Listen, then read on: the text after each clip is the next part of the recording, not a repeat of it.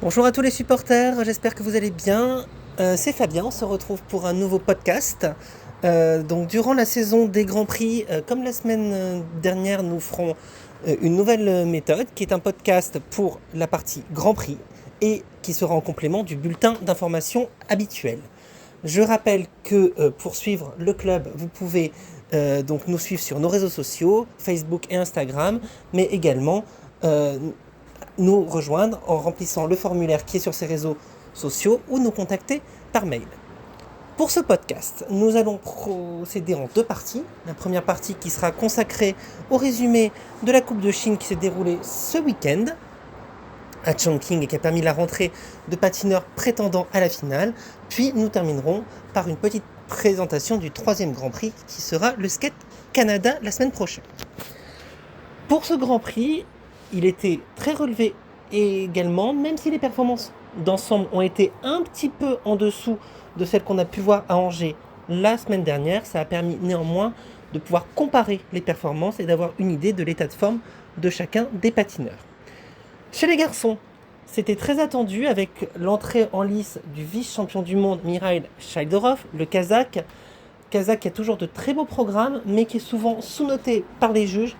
Et ça n'a pas manqué également sur cette compétition, puisqu'il ne termine que 3e, malgré un programme court parfait. Il est dégradé sur son quadruple lutz et sur le programme libre, malgré une très jolie composition sur le 5e élément.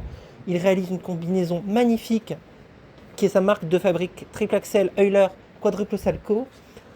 Combinaison inédite avec également un quadruple lutz et un quadruple flip. Malheureusement, le dernier quadruple boucle piqué est chuté et incomplet et il est également dégradé sur pas mal d'éléments, ce qui explique cette troisième place. On pourrait espérer que tous les patineurs soient jugés de la même façon au niveau des surrotations, mais ce n'est pas vraiment le cas. Nous y reviendrons un petit peu plus tard.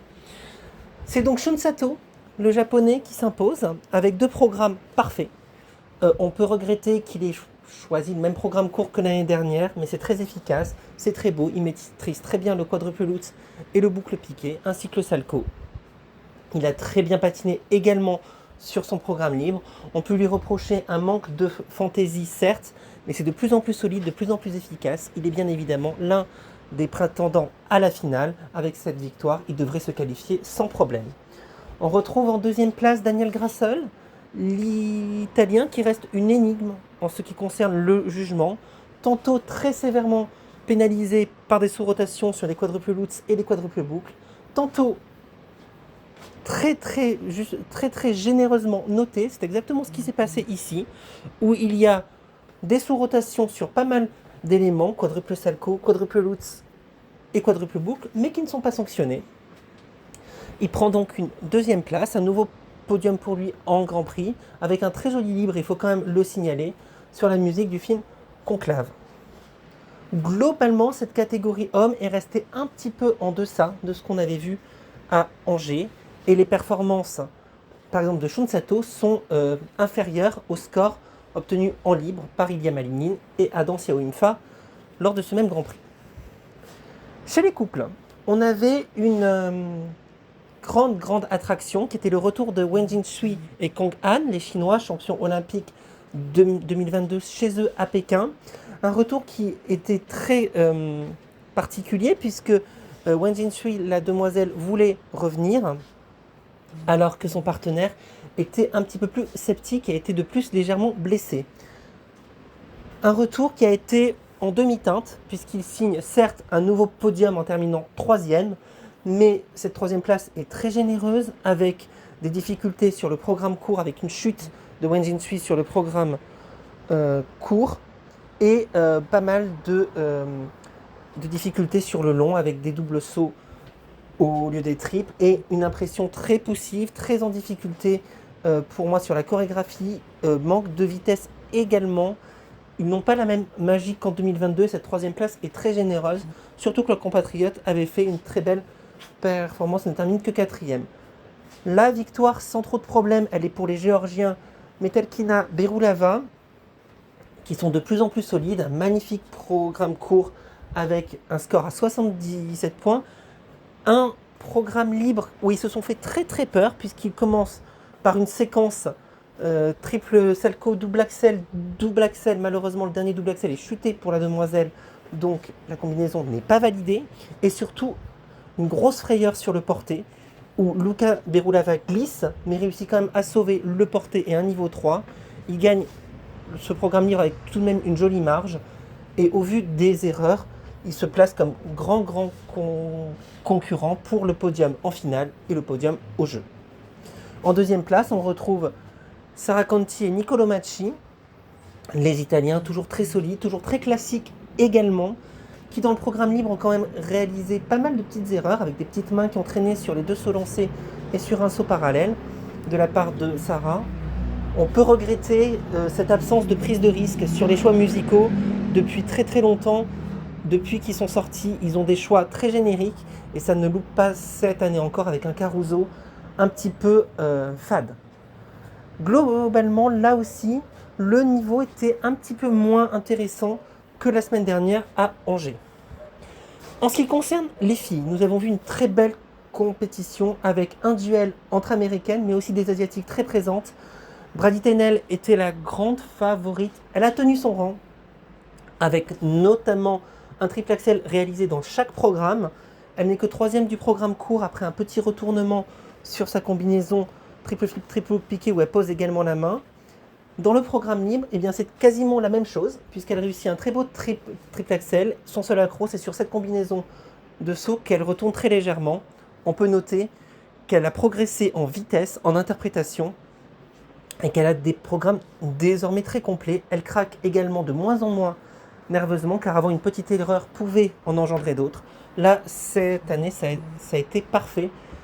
Après cette petite erreur, elle a su se reprendre sans problème. Elle réalise son meilleur score de la saison. Elle devance avec 3 points d'avance la championne du monde, l'américaine Alyssa Liu, très solide dans le programme court, avec notamment un triple loose, triple boucle en fin de programme. Elle a un petit peu faibli en fin de programme libre, où elle a repris là encore le même programme que l'an dernier. C'est un petit peu dommage, mais apparemment ce n'est que provisoire, avec un triple loose qui est avorté, et un manque de vitesse et d'investissement par rapport à ce qu'on avait pu connaître à Boston l'année dernière.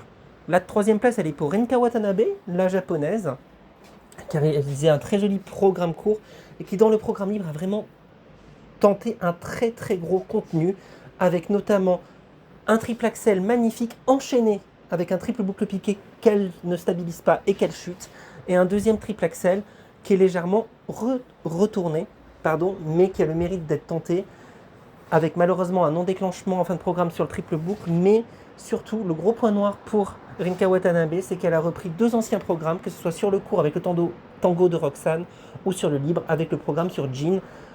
On aimerait la voir dans un autre registre. La 4e place, et c'est un petit peu dommage car elle fait 3e du programme libre, elle est pour Anastasia Gubanova qui réalise un bon début de saison avec un beau programme court mais surtout un très joli libre sur la comédie musicale Ghost. Très très joli programme avec seulement une petite erreur sur un retournement. Sinon c'est très efficace et elle semble également avoir progressé en interprétation. Là encore, c'était très intéressant de comparer avec Angers. Et on peut voir que par rapport à Ami Nakai et Kaori Sakamoto, les résultats sont un peu inférieurs, même si le contenu est lui quasi équivalent, même légèrement supérieur.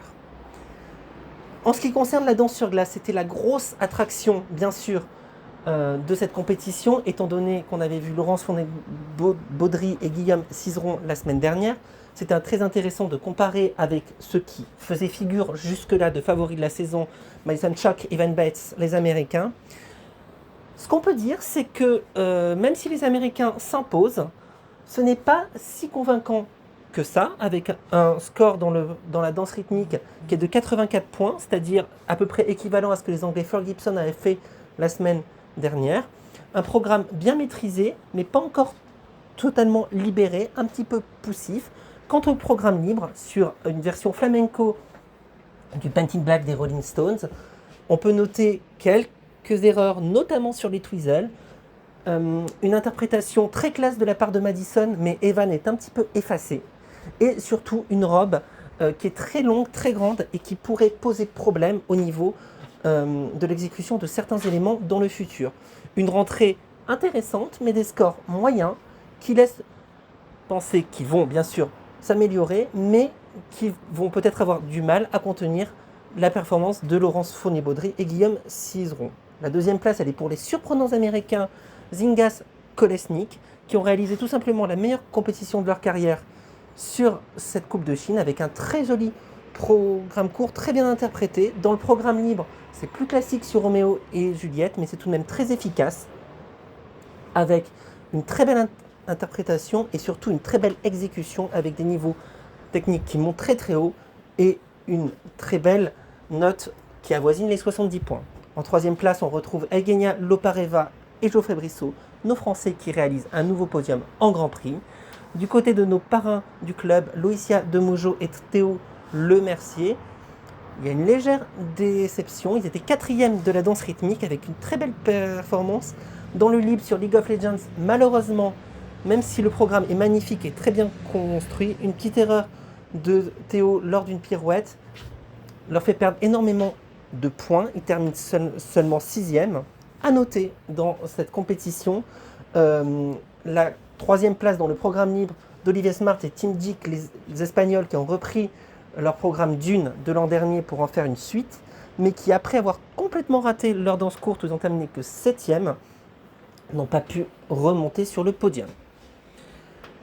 Voilà pour ce Grand Prix de Chine. La prochaine étape, c'est le Skate Canada. C'est le week-end prochain, avec la rentrée de certains patineurs, mais également le retour de certains qu'on a pu voir en Chine ou à Angers, qui déjà essaieront de se qualifier pour la finale. Ce sera le cas chez les garçons d'Iliam Alinine, le grand favori de cette saison, qui a gagné à Angers, qu'on reverra, qui sera opposé à Kevin Emos, qui lui fait sa rentrée sur les Grands Prix, mais également à Nika Egadze, le Géorgien qu'on a vu sur le podium à Angers, Kao Miura qui nous doit également une revanche après son programme très décevant lors du libre à Angers. Bref, un plateau qui est déjà très relevé. Chez les dames, ce sera également un retour pour Ami Nakai, qui avait gagné de manière surprenante à Angers, qui sera opposé à sa compatriote Monoshiba, qui fait partie des favorites également de la saison, mais également à un contingent américain très important, Isabelle Vito, 4e à Angers, Brady Tennell qui fait sa rentrée, et Sarah Everhart également très prometteuse.